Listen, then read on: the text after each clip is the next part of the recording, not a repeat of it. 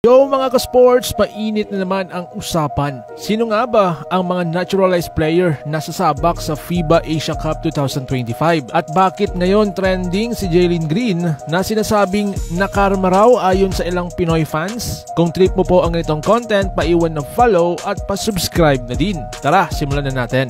Una mga ka-sports, linawin muna natin. Sa FIBA rules, isang naturalized player lang ang pinapayagan sa bawat national team. Kaya crucial ang pagpili ng Pilipinas sa iisang pangalan para sa Asia Cup 2025. Sino ang mga naturalized players ng Pilipinas? Una sa ating listahan, Jordan Clarkson. Siya ang unang choice ng SBP para sa FIBA tournaments. NBA caliber, scorer at may experience na sa international stage. Mga ka-sports, napakalaki ang tsansa na siya ulit ang mapili para gamitin ulit ng Gilas.